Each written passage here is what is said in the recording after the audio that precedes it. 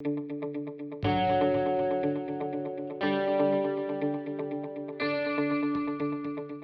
morning, everyone. It's Stefan Swanepoel here, and it's Friday again. It's Fireside Chat today. Thank you very, very much for joining us yet again.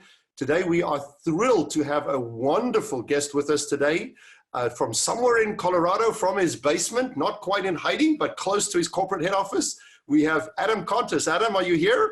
I am here, Stefan. It's nice to see you and Jack today. How are you guys? We are fantastic. And Jack, are you coming in as usual from your Austin offices, the T3 headquarters there? I sure am. I'm glad to be here. Great to see you, Adam. Great to see let's just get out the normal courtesies out of the way. Adam, everything good with the fam and with the office and the RE/MAX corporate team? Yes. Everybody is fantastic. You know, we're all working remotely right now, but we are working hard and getting a lot done for our customers and for the industry. So, and the family as well. I have all my kids at home from college and things like that. So a little busier around here than I'm used to, but I'm loving it. Well, you're so lucky to have your kids at home.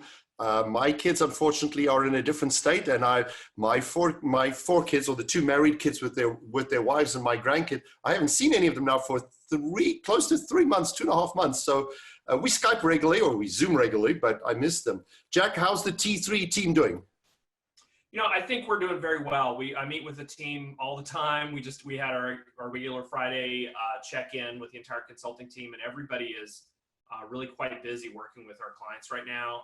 And, you know, we were prepared, Stefan, as you and I have talked, for a slowdown, but we've kind of have felt the exact opposite. It feels like we're putting in more hours and more time and more engagement and more. There's just a lot to be done right now. So that's my kind of read of where we are 2 months into this.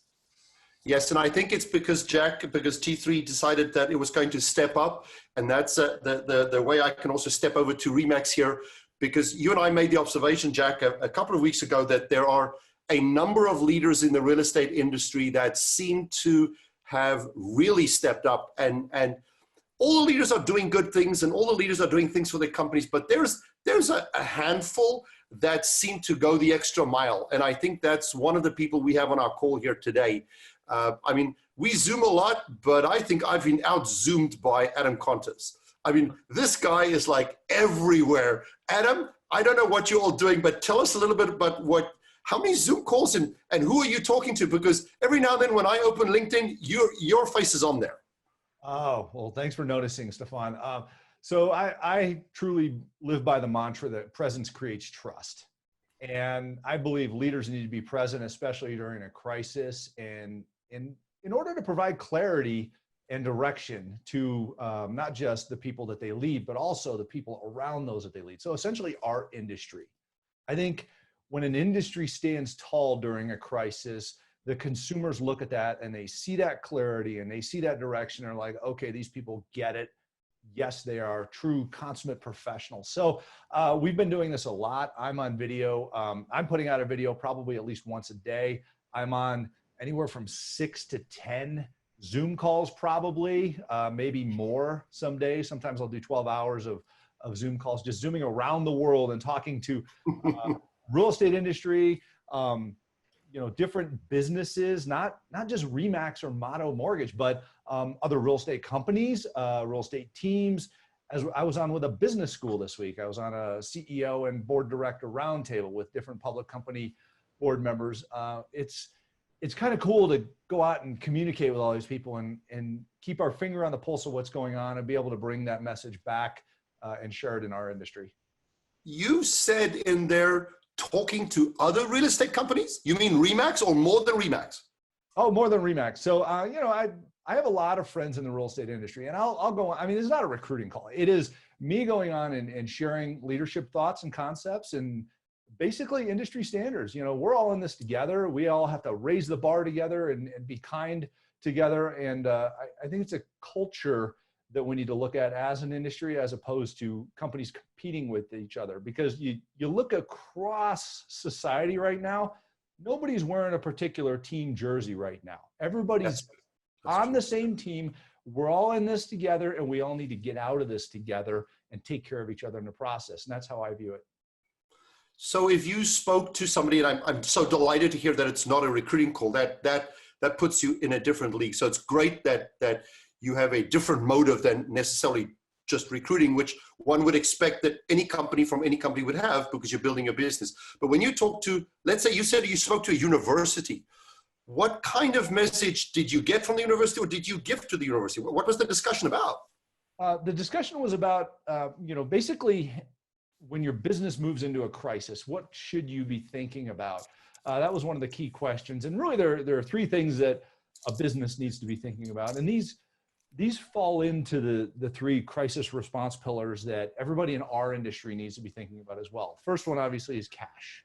Cash is king in a bad situation. You have to make payroll, you have to pay your bills, you have to be able to really make movements where necessary, and cash enables you to do that. So how are you managing your cash, your revenues and your expenses? And a lot of people confuse profit for cash. It's not the same thing. There's a big difference there. And you have to understand those dynamics.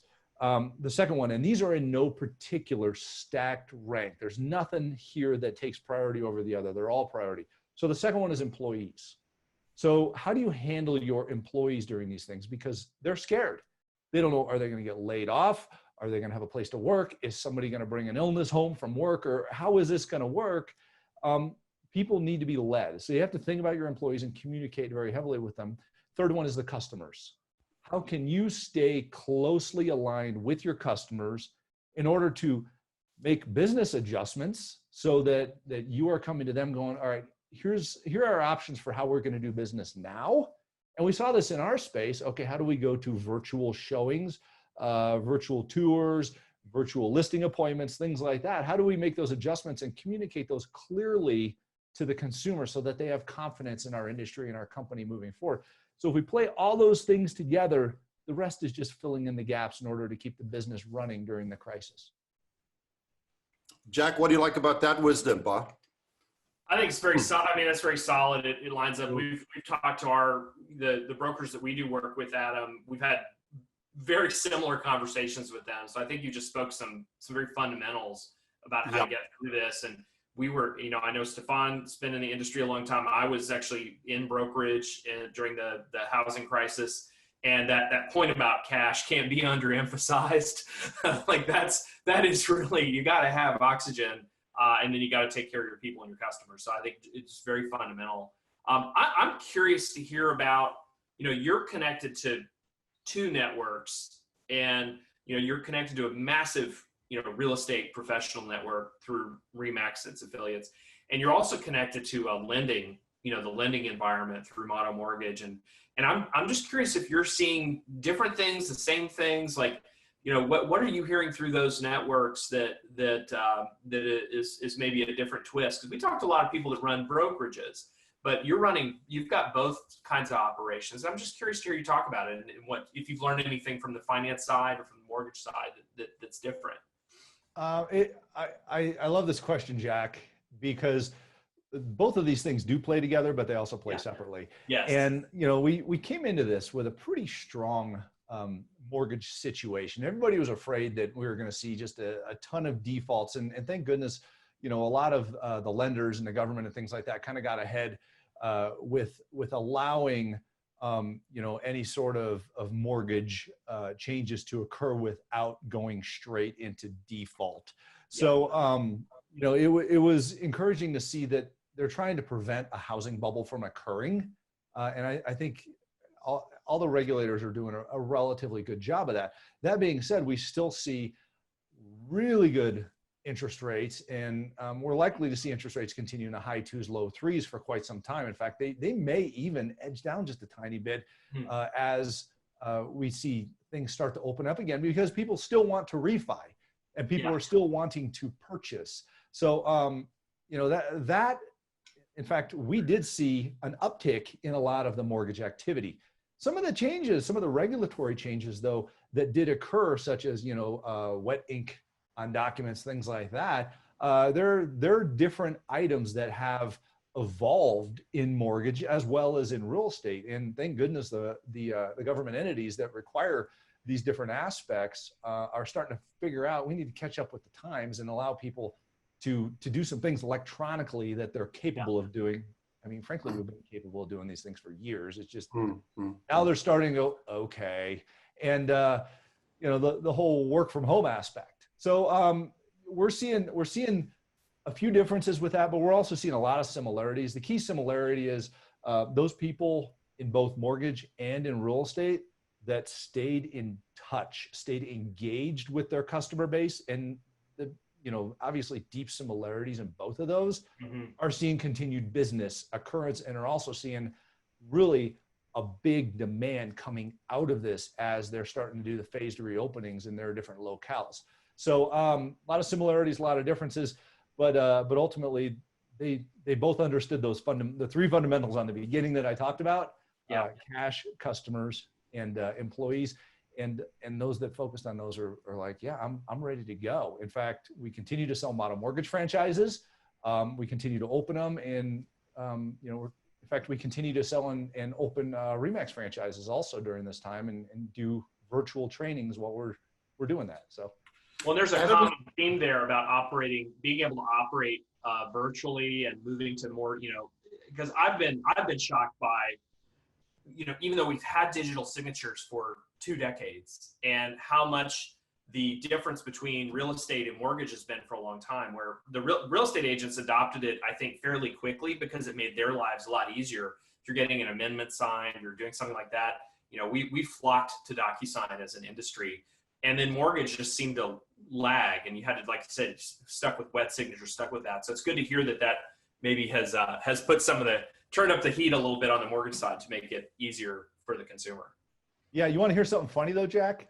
So you know how we've always kind of made fun of the, hey, fax me this and things like that whole statement. Yeah. So I was doing some research on video calling, video communication like this, where you're doing, you know, like if you're going to do a price reduction, you don't ever want to just text somebody and go, hey, we need to do a price reduction, right? You want to do it face to face. You should be doing your price reductions on video. And everybody's so hesitant to do this. Do you know when the first video call was done? It was done in when was that done? I haven't researched that. When was that? 1964. Oh my okay. That's So before Woodstock. Yeah. How far behind are we as an industry, for crying out loud? And then June 7th, I think, 2010 is when the iPhone 4 was released, when Steve Jobs did a FaceTime call to Johnny Ive. So that was even a decade ago. And now we're starting to see people actually pick up video calling for the first time in our industry for a lot of people. And I'll tell you, if you're not doing it now, it is mainstream, and it's an expectation of your customer that you can do that with them, to have those discussions, because these are emotional discussions, and they're not just business discussions like we always think that they are in our heads. This is an emotional environment we operate in, and you better be willing to have the emotional talk on video. I think that's a huge point, Adam, because I mean, it seems like all businesses, like in the last 60 days, figured out how to turn their cameras on. And so now as an industry, I think we've become a lot more comfortable with it. But if you're not, then you need to get on with it, because your consumers are there. Their workplaces are probably doing it because they're all working from home now. And so it's interesting to see it having gone mainstream just like that. But the technology's been in place for a long time. Certainly been in place for the kind of things we're doing today for the last decade. I mean, it's been here. So it takes a half a century and a global pandemic to move a trend that we already had, understood, and could do to move forward. Apparently. Yes. Oh. But isn't Adam, don't you think our industry is like, I don't want to say our industry is made for COVID, because that's not what I mean, but it's almost as if our industry is made for the impact COVID is having, because your restaurant, you don't actually video call your restaurant. You don't actually video call your dry cleaner. You don't really have a relationship or interact with the guy at the hardware store. But real estate, we have all of those reasons, right? We could, we should, we need to, we can. There's a reason, there's a motivation, and the people want it. So if any industry wants to actually accept what COVID has given us, meaning the video conferencing call and the Zooming, we were like made for COVID-19. We're perfect. You're right, Stefan. When you look at professional services, I think professional services are the largest entrant into the video calling and the video interaction during COVID. You look at telemedicine. I mean, that was a requirement coming in for COVID so that people could do diagnosis. I don't have any desire now to go to my doctor's office unless they have to actually touch me. And I mean, usually you show up and they take your temperature, they take your blood pressure, and they take your oxygen levels, and you can do all that from home and send it to them now. I mean, you just go on Amazon and order those things and you're good. So I think everybody's going to have those. You'll get on a video with your doctor, or if you have to talk to an attorney, or if you have to talk to a specialist of any sorts that is just providing you consultation. They're not physically doing something. I don't know why you would end up going anywhere to begin with now. I mean, it's more convenient, and frankly, it's better for their business because they can do more cycles of interaction with customers than they could before. So it allows people to scale better. So less embarrassing hospital gowns that open up everywhere. Yeah, there you go. Yeah. Who doesn't love those? Sorry, go ahead, Jack. Who doesn't love those? That's like your most comfortable thing you ever wear. Totally embarrassing. But I agree with Adam. I didn't think about it. I've done 1 or 2 hospital doctor visits electronically or Zoom in the last three months. Right? I had to get a prescription renewed, and it was just to get a confirmation. I was on the call for, I don't think it was more than 60 seconds with my regular doctor. He just asked how it went, and it was way easier, better, simpler, faster, and enjoyable than getting in a car, driving 15 minutes, waiting 15 minutes at the reception area, and then going through 50 minutes with some kind of a nurse who say, climb on the scale, get weighed, get the blood pressure stuff. Now it was 60 seconds at the convenience of my house between 2 other Zoom meetings. It was awesome. Yeah. Well, and think about how many people get sick sitting in the waiting room at a doctor's office. I mean, that's going to make a big difference right there. And that's why they did this. That's why they didn't want you showing up, is because they didn't want you bringing your germs there or getting somebody else's. So, I mean, it just makes sense. Let's use the technology that's available to us, embrace it. And people were just afraid to get on video. They had this massive fear of it. In fact, a lot, was it 73% of people are afraid of public speaking? I think it's the same 73% of people are afraid of video. Of Zooming. Yeah. So if we have a forced acceleration of technology coming down this technology pike or industry, how do you think we're going to look like on the other side, Adam? I mean, what better or new characteristics or activities or customs or habits or business habits do you think we may be able to carry over to the other side? Realistically, Stefan, I think a lot of people, for the sake of mental well-being and productivity, they do need to get out of their house. A lot of people need to go to an office, need to have brick and mortar, need to get away from their kids and their dogs and their cats and things like that, and their spouse. I mean, I can't tell you how many people are probably dying to get away from each other for a little while right now, let alone go see some of their old past friends and colleagues. But so I think we're gonna find a new normal. We're not going back to the way we were before. We've seen some massive benefit out of the digitization of society and work from home, as well as how we can telecommute to a meeting with somebody, both in our efficiencies, but also consider this. What about environmental impact that we're having? Because this is the first time in, I don't know how long, that people can actually see the stars at night in Los Angeles. Yeah. So, I mean, you think about the impact to the earth that this is having, and where is this happy median? And this is one of the conversations that I was having with other board directors and CEOs, is how much of your business is going to go back to being in a building, in an office, or are you going to have a hoteling environment where people are in for 2 or 3 days a week? Because they need to get in order to have some sort of focused effort, or to get away, or have this interpersonal relationship with the leaders and their reports and things like that. But ultimately, to be extraordinarily efficient, you know what you need to be doing? You need to be focusing. And if you can do that digitally and at home, I don't necessarily see a problem with that, but a lot of people do. Safety reasons. I mean, that's one thing that's not going to change in real estate, is safety. Obviously, I think we need to make sure that that is the highest level of priority, both for, for germ purposes like COVID or any sort of virus or anything like that, because this thing's not going away. I mean, we're going to have to learn to deal with pandemics a lot more. Asia has dealt with them for a long time. This is really our first impact in North America like this. But, in recent times, it was the Hong Kong flu in the 60s that killed 100,000 I was there. Okay. There was different things like that, but this is the one that is this generation where we do have the opportunity for digitization. We do have the opportunity to make some adjustments of legacy processes. Real estate offices, yes, they're still going to exist because you need to have a meeting. You need to be able to go out and work and get away from your kitchen table, where a lot of people typically have done that business.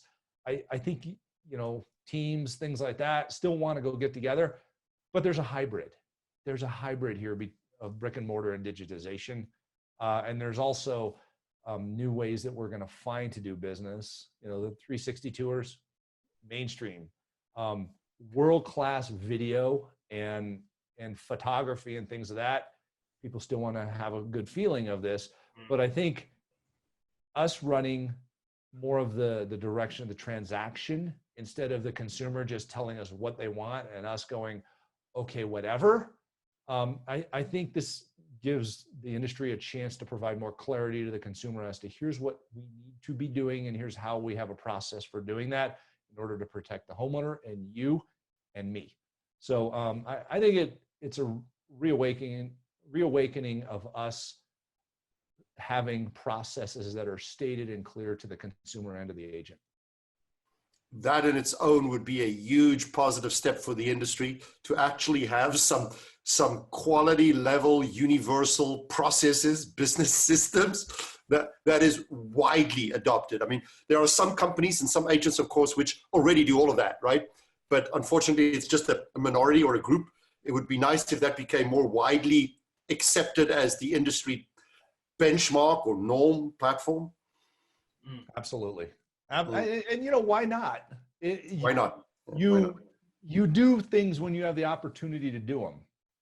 And it's, gosh, you can't let, the time of opportunity pass because the opportunity is gone at some point. So why not make your adjustments when you see the need and the acceptance rate is there?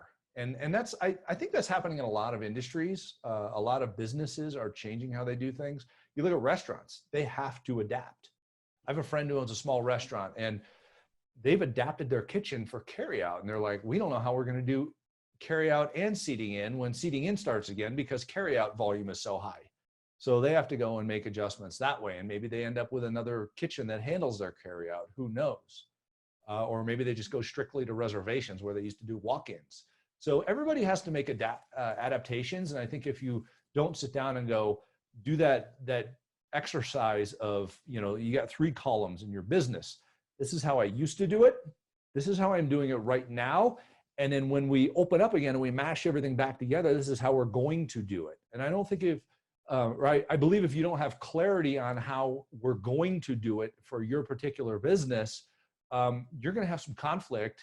And then the customer's going to see that conflict and they're going to go, wait a sec. I'm not convinced that you have the confidence of how you should be running your business moving forward. And that is crystal clear right now because they're looking for somebody with confidence to follow. Jack, Adam's just described that in a very cool way. The 3 buckets, Yeah.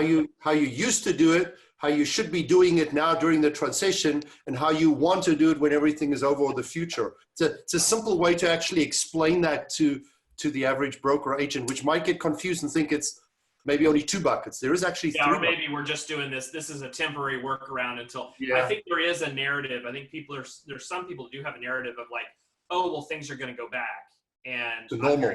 And I'm hearing Adam said it with some of the other leaders we've talked to said it very clearly. We're not going back to the way things were because this is a generational change event in terms of how we think about what we're doing. And I agree with what you just said, Adam. Now's the time to go for making those changes in terms of you have acceptance, you have reason, you have people that are a captive audience for you making that change. So now's the time. So I think that's very good coaching for anybody in our industry to say, go for it. Right now is the time. I do have a question. I've asked this of a few other real estate leaders, and I'm just curious as to your thinking, because we're in the business of helping people, move into new situations in their home environment. What do you think this is going to do for housing in terms of, because there's been lots of articles have been written the last couple of weeks about, are people going to move to the suburbs? Is this going to impact affordability because people want to get out of the urban areas and move further out, be more socially distant? Do you have any perspective on that, or anything through your brokers in the RE/MAX network in terms of, do you think that this is going to change the demand for different kinds of housing, or what's your perspective on that? Yeah, I think we are going to see consumer habits, consumer psychology change. It already is changing because a lot of people, you just look at how they go to the store now. They're, people are reprogrammable way easier than they think they are. And, keep in mind, it's always said it takes, like 66 days or something to form a habit. Well, we're pretty much there. We're there. So, yeah, we just did it. Yeah, exactly. You think about it, and even like when gyms are opening up, they're like, we're not getting anybody to come back. They're working out on their phones at home on an app or whatever, and they expect to see that kind of start to trickle back in. In fact, after 9/11, it took 18 months for air travel to get back to the way that it was before, and it never really got back because of all the TSA changes and how people act and are treated and whatever. During that process. So this is a reemergence of the new way of housing. I think, you look at the consumer behaviors. Are there going to be people who are going to look around their, they thought it was really cool to get a loft with floor to ceiling windows. And they've been sitting here staring at their bed from their desk all day for 2 months. Yeah. Do you think they want to keep doing that? No. They're likely going to make some changes because they want to be able to open up the window and go outside and have some fresh air and be able to. I don't care where you come from. You're still going to have this understanding of this word social distancing, this phrase in your mind, and people are going to continue to understand that as we have another flu season or another cold situation or a pandemic or something again reemerges. It just continues to happen. These are cycles that we all have to learn from and evolve from. So yes, I am hearing rumblings of people going, I'm getting out of the city. I've heard it. Can you imagine having like a big dog, like a 100-pound dog? I have 2 German Shepherds. I couldn't imagine being in an apartment in the middle of town with my German Shepherds on the 20th floor of a building. Wouldn't work for me. I'm sorry. No. So, and by the way, animal adoptions are at an all-time high because people want that non-judgmental, always loving companionship. Yeah. Dogs love the fact that we're home right now. Cats don't.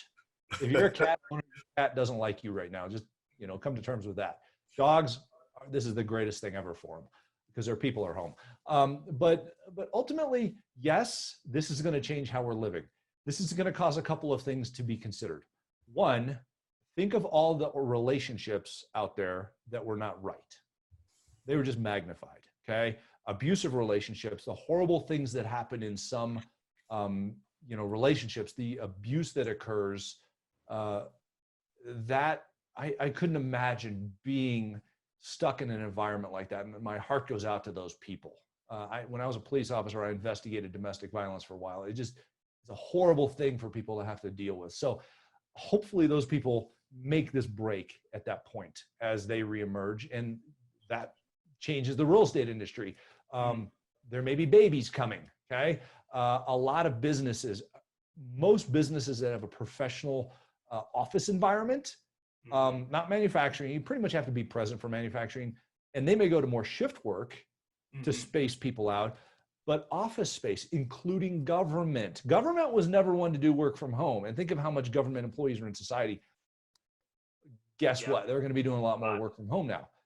If your assistant doesn't have a laptop and they have some sort of a desktop, time to get them a laptop because they're likely going to be working from home as well. So all that's going to change. Construction is likely to start evolving as well. The business school I spoke to had a real estate and construction school in it, in the master's program. And they were talking about health and safety engineering in homes, and smart home engineering, things like that, to allow for greater bandwidth, fiber optic. And we have a community just, I don't know, it's like 10 minutes from here. They run fiber. Siemens, the technology company, Siemens actually runs the infrastructure for this neighborhood as they build it. They have LEDs that change color in the lights to guide you in and out of the neighborhood. They have speakers in the lights that they can broadcast, and they have fiber to every house. That's going to be considered more. That does cause a great deal of cost in infrastructure, though. Those homes, to get out of the ground, are really expensive, and they're not that big. So it's going to make some changes. However, everything has this affordability aspect to it as well.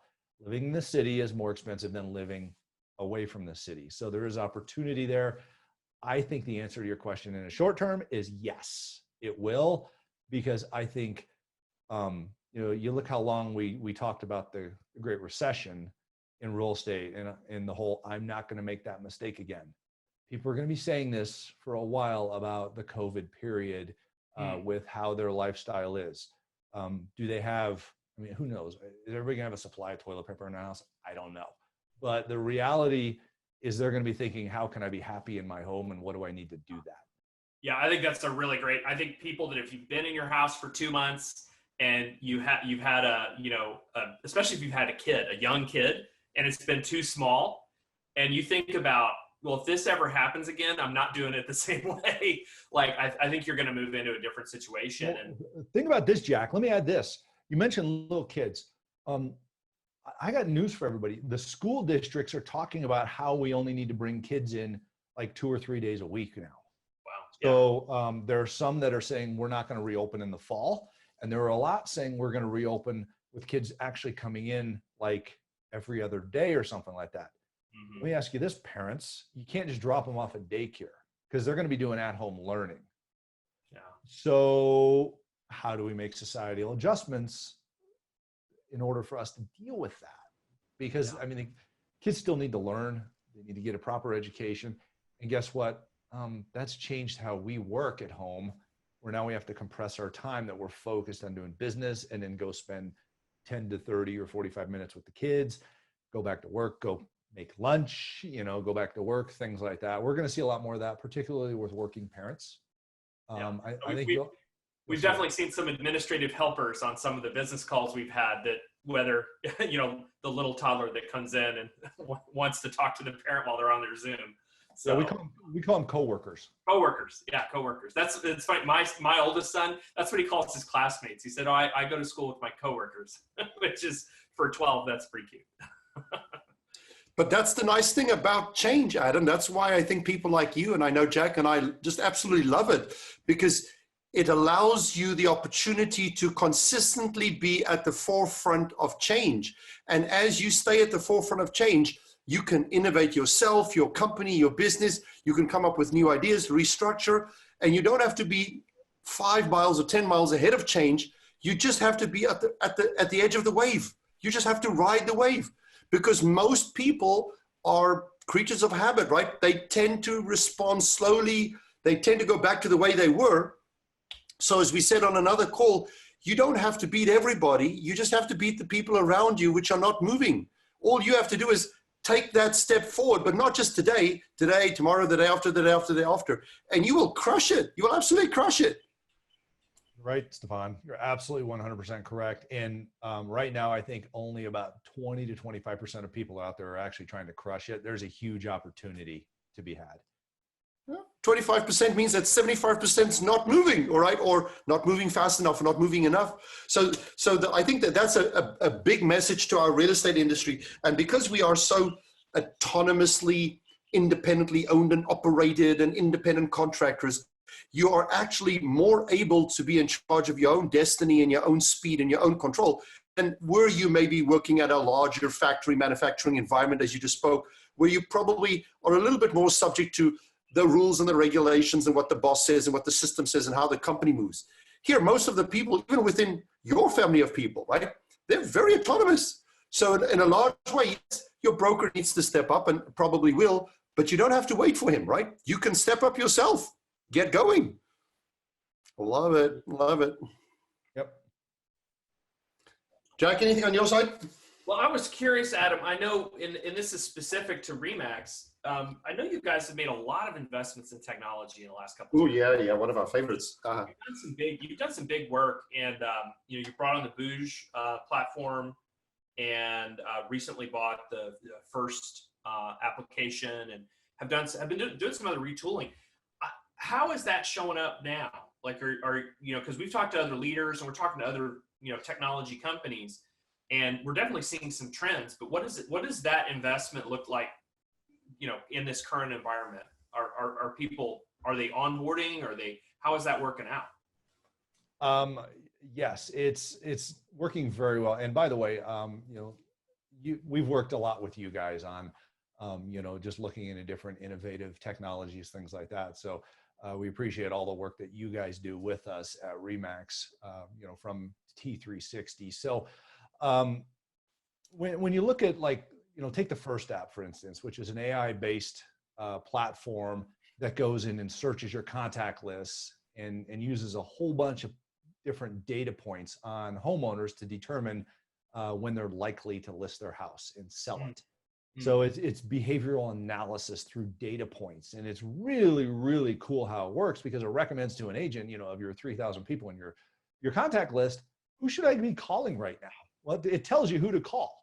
So we actually gave that to all of our agents for free for 90 days during this process, so that they could be staying in touch with their customers. I have I talked about presence creates trust before, and that's, we have to go through this know, like, and trust process in order to enter the sales cycle with somebody. It's just, sales 101, know, like, and trust before the sales process.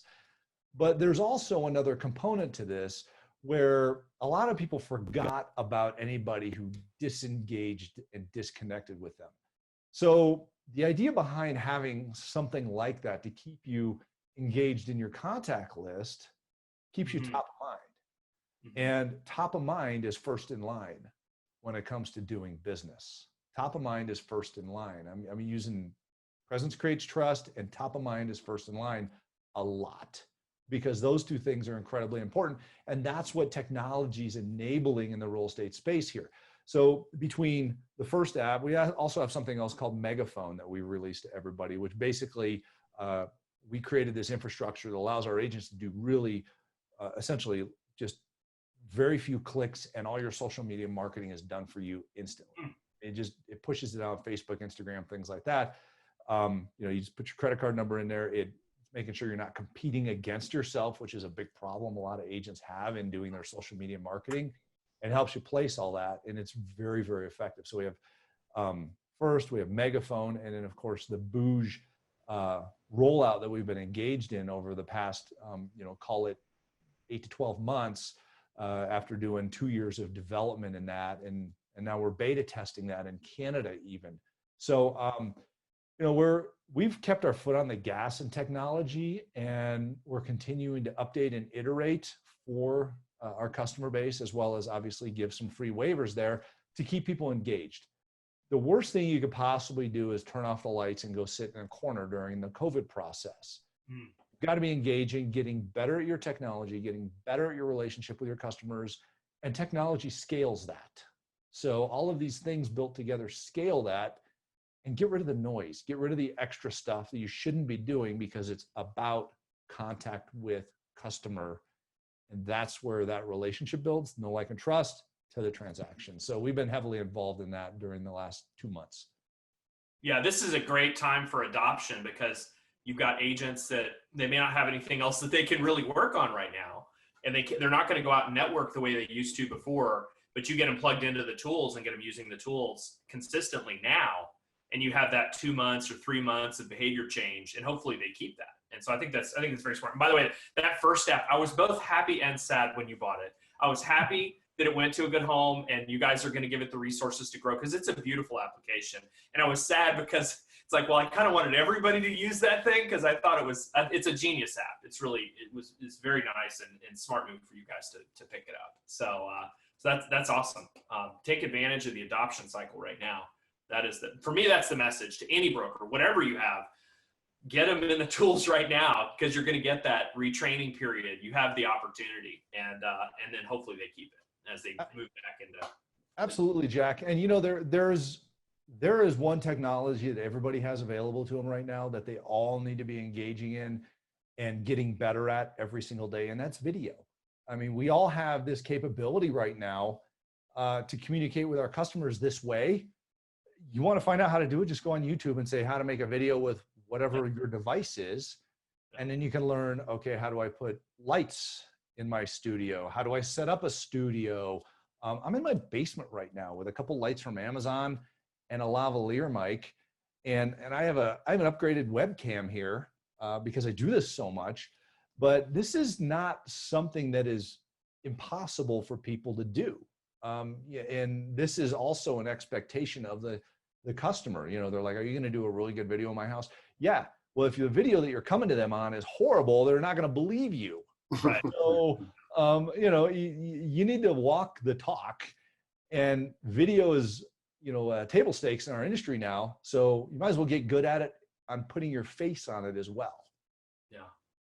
Yeah, and I think that's very good coaching. I had similar consultation on lighting for my home office just for video, because if I didn't have the lighting that I have here, this would be dark and gloomy. And we had all of our consultants we got backdrops for, so we could do something branded. And you do little tweaks like that help professionalize it or up the game. So I agree. I think that's really good coaching for anybody.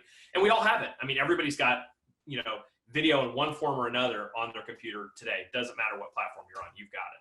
So. And a bit of trivia. I asked you guys earlier, so no giving away the answer here. But when was the first video call made? So I wrote down 1964. Yes, 1964. You're right. So we're a little behind in the industry adoption of video calling, aren't we, Stefan? That is more than half a century ago. Jack and I at one stage looked at all the many trends reports we've done now over 15, 16, 17 years. And almost everything we've not predicted, everything we've written about or researched or analyzed or spoke about has actually happened. From an identification point of view, we're batting close to 100%. But the one item that we constantly get wrong is how long it takes to go mainstream. If you think some concept or some trend or some innovation or some technology, you see it, you look at it, you're like, well, this makes total sense. Everybody's going to be using this in 5 years, 10 years. It almost always takes, I don't know why, 2x or 3x or 4x the time. The habits of humans, frustrating, very slow. Adam, it's been delightful. Give us a last thought, takeaway that you would like to share with any of the people in the industry as one of the big industry leaders. Give us a takeaway here. Okay, it's time to step up. As society reopens, we as an industry, as professionals in an industry, owe it to the consumer to be clear and present in what we're capable of doing. They're overwhelmed right now. They don't understand how to sell a house, how to buy a house, what's going on in the marketplace. They want to know, first of all, that we're there, and second, that we care. And then third, they will care how much we know about this. The old adage, they don't care how much you know until they know how much you care. So we need to reach out and talk to our customers and let them know that we care about them as human beings, and that they know our names and they know our voices and our faces, and do it on video and do it right. Do it right, for crying out loud. Be a professional. The lights are going on.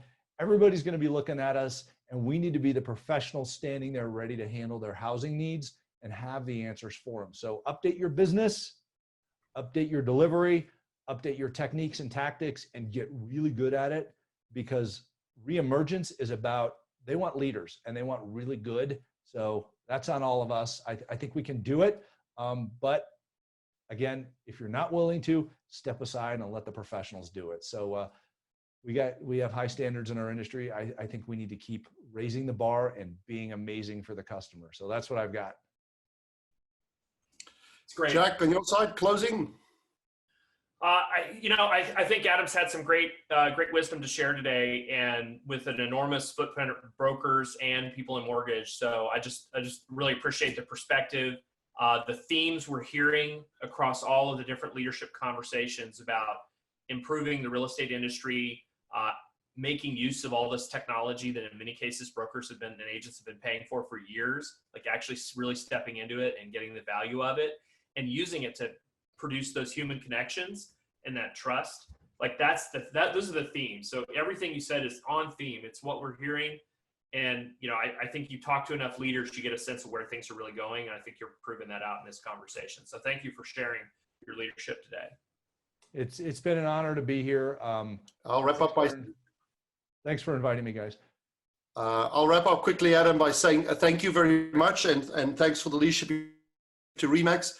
And I think we find ourselves in a point in time where we have the single biggest opportunity we've ever had to redefine and restructure the real estate industry into something better that we have for many times spoken about when we've said raise the bar and we're going to be better. I know we've always tried, and as individuals, we've done that to many cases, but I think this is the best chance we've ever had to do it as a collective. And we own it at the moment. If we don't take it and we lose it, then shame on us. We're giving it away. We've got that spot at the moment. Let's take it. So everybody in the industry, let's step up and take ownership of this industry, which is ours. We love you all. T3 and RE/MAX this week says thank you very much. Have a great weekend. Adam, thank you for your time. Wonderful to have you. Take care, everyone. Bye-bye.